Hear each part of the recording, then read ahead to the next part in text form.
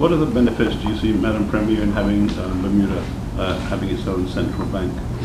Central bank is the idea, and that I'm glad you asked that, because it's the idea of we as an internal government, self-governing, we govern fiscal policy, which is taxation and that sort of issue. We don't really, in terms of, we don't have monetary policy as you would have with regard to a central bank. For instance, you have Bernanke and others will set interest rates and regulate the money supply. We don't have that sort of arrangement. And even in terms of when Mr. Foote came down, I think was it a couple of years ago, and you'll see some of the recommendations that came out of the Foote report have been given rise to in terms of we passed the Deposit Insurance Act. That goes to the idea of who do you look to? Who do you call? You know, who do you call when the going gets tough? You may not say, or you may not say it in terms of with big blue letters, but you know who's the lender of last resort in Bermuda. It's the government of Bermuda. That's why when we had a situation with one of our local financing institutions, we had the government of Bermuda gave that $200 million guarantee. That's why when you hear us and read about the World Bank and even those sorts of discussions, it's the fact that we've got to be mindful, and especially the issue recently with S&P. It's the question of having the issue of the fact that there is the absence of, and in terms of the lender of last resort, coupled with issues that we are dependent as a small territory on the vagaries of the economic climate and being I suppose, locked in to the U.S.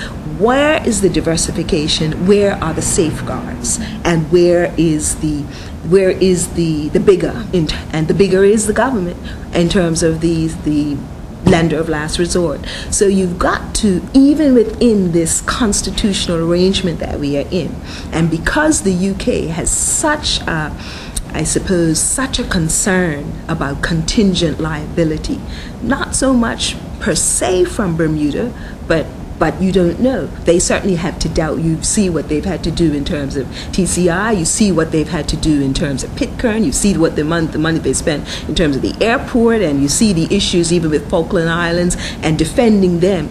And I think that every country is looking at where they can be more, I suppose, protectionist of their taxpayer, and also not going to be held accountable for the faults or the excesses of others.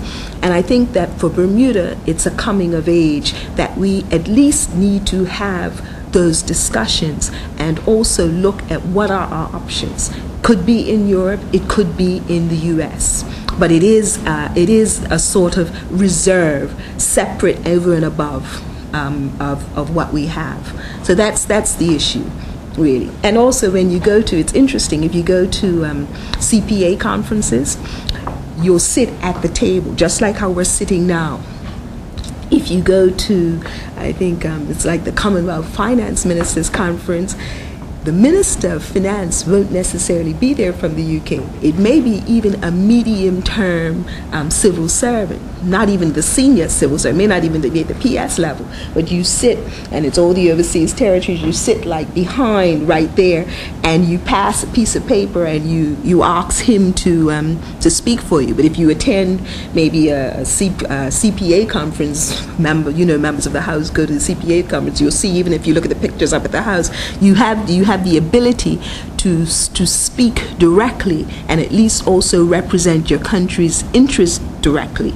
You're not independent, but it's still even giving it's giving credence to the fact that as a representative of the elected government, you can have put forward and represent on behalf of your country. And I think that it's even we go to these OTCs, and it's such, I suppose, a lot of trotting in all the ministers from different ministries and departments. I think it's almost, for some, they've never seen what they consider this type of respect. But I think the bottom line, as one of your colleagues has said, bottom line is, a rose by any other name is just as sweet or as a sour. We still are. Don't get duped or lulled into a false sense of security. You are an overseas territory. And recognize that this is stating, while we are an overseas territory, there are refinements, but clearly this isn't an independence constitution.